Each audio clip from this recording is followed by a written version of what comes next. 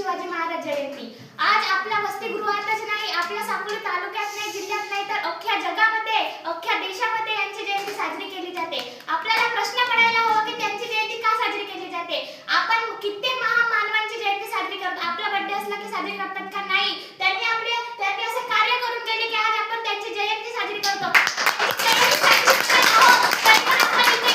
उपस्थित असले कोणी दोन शब्द बोलले तर आपण बरोबर लक्ष देऊन ऐकत नाही।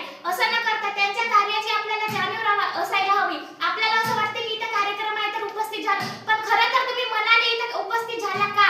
त्यांनी आपल्यासाठी आपला महाराष्ट्र मिळवून दिले। आज जर ते नसते तर आपल्याला काय असतं? स्त्रियांची पहिले कशी दशा होती आणि आज कशी दशा आहे ते त्या महामानवामुळेच आहे। तरी पण इथं ज्या मुली आहेत त्यांचे जे बोलतात त्यांचे आपण लक्ष देऊन ऐकू नाही शकत। त्यांनी आपल्यासाठीच केलं ना, आपणच मुली आहोत ना, तरी पण आपल्याला हे कळत नाही। बोलायला गेलं त्यांच्याविषयी तर खूप आहे बघा। आज गावोगावी त्यांची जयंती खूप जोरात शिवरायांचे मावळे म्हणून साजरी केली जातात। बघा छत्रपती शिवाजी महाराज हे आपल्याला सांगून तर नाही गेले की माझी जयंती आली की माझी डीजे लावून किंवा माझ्या कार्यक्रमाला ऑर्केस्ट्रा किंवा असे माझे गाणे म्हणा, माझे पोवाडे साजरे करा असे तर नाही म्हणत। मला असं वाटते की शिवाजी महाराज यांची जयंती नाचून नाही तर त्यांना वाचून साजरी केली पाहिजे। कारण ते आपल्याला सांगून गेले की अन्याय विरुद्ध लढायचं कसं। त्यांच्या आईने त्यांना खूप चांगले संस्कार दिले। त्यांच्या या संस्कारामुळे आज ते खूप मोठे किंवा त्यांचे इतके 1600 शतकामध्ये असताना 2000 शतकामध्ये सुद्धा आपण त्यांची जयंती साजरी करतो।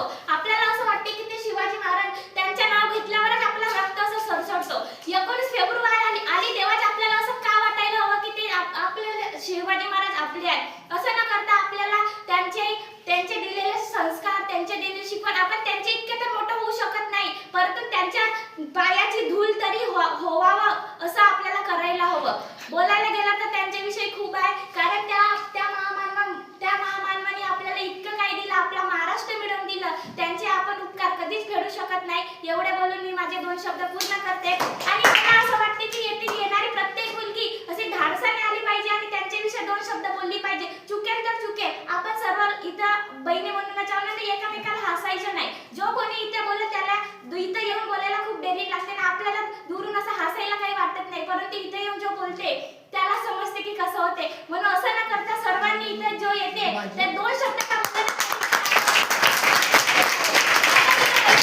आपल्याला इथून समोर शिकायला जायचं आहे। इथून जर एखादी मुलगी अधिकारी झाली आणि जर तिला समोर बोलायचं असले समोर तर ती काय बोलू शकते? माणसाने शिक्षण असणे हे गरजेचे आहे, परंतु आपल्याला दुसरा पण ज्ञान असणं गरजेचं आहे। जो व्यक्ती आज बोलू शकते तोच ह्या जगामध्ये टिकू शकते असं मला माझ्या घरच्यांनी सांगितलं।